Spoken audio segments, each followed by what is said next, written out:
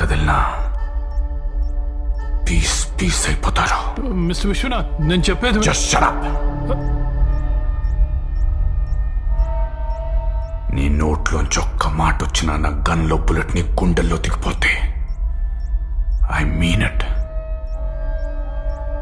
చిన్నప్పటి నుంచి అష్టైశ్వర్యాలు రాజభోగాలనే మాటలు విని విని అవి ఎలా ఉంటాయో చూడాలని పుట్టిన ఊరు, పెరిగిన జిల్లా, చదివిన రాష్ట్రం, ఆఖరికి నాకెంతో ఇష్టమైన దేశాన్ని వదిలి ఎన్నో వ్యాపారాలు చేసినా చూడనివి.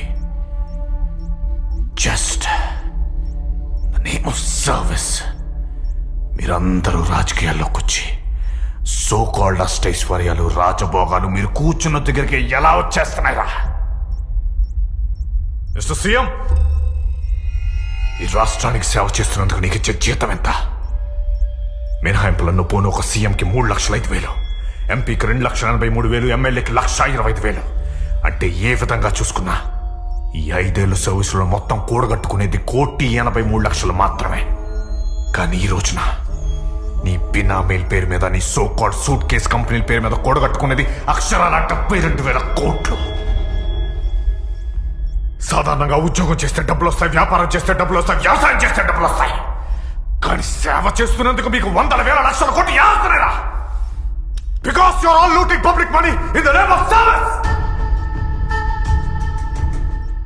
ఆ అధికారం డబ్బుతో ఏదైనా చేయొచ్చనే నమ్మకాన్ని, ధైర్యాన్ని చంపడానికి ఎక్కడికి వచ్చాను.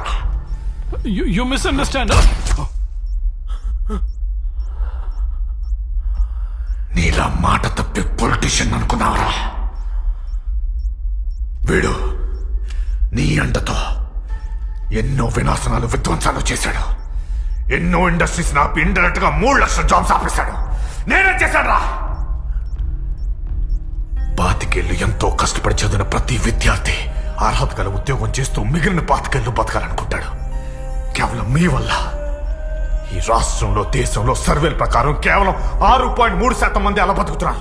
మిగిలిన 93.7% మంది చదివిన చదువుకు అర్థం లేదు, చేస్తున్న ఉద్యోగం సంబంధం లేదు. ఏ దౌర్భాగ్యం రా! ఒకడు 3 లక్షల ఉద్యోగాలు ఇస్తానంటాడు, ఇంకోటి 5 లక్షల ఉద్యోగాలు ఇస్తానంటాడు. ఇలా మీరు నోటుకొచ్చిందల్లా వాగి వాళ్ళని మబ్బి పెట్టి వాళ్ళ ఓట్లతోనే మీ రాజకీయ నిరుద్యోగులను అధికారంలో కూర్చోబెట్టి ఆఖరికి వాళ్ళని పురుగుల కంట హీనంగా చూస్తున్నారు కదా. నాలాంటి బిజినెస్ మన్ ఎంతో ఆశయంతో కొంతమందికైనా ఉద్యోగాలు ఇవ్వాలని సర్వీస్ మోడ్లో ఇక్కడికి వస్తే, సేవ పేరుతో రాజకీయాల్లోకి వచ్చి బిజినెస్ మూడ్తో నన్ను, నా వ్యాపారాన్ని, నా ఆశయాన్ని కళ్ళ ముందే దహనం చేశారు కదా. అందుకే అర్హత ఉన్నాడే అసెంబ్లీలో ఉండాలి, పద్ధతి ఉన్నాడే పార్లమెంట్ లో ఉండాలి, మర్యాద ఉన్నాడే మేయర్ కావాలి, సభ్యత ఉన్నాడే సర్పంచ్ కావాలి. You're all not fit to sit on this planet.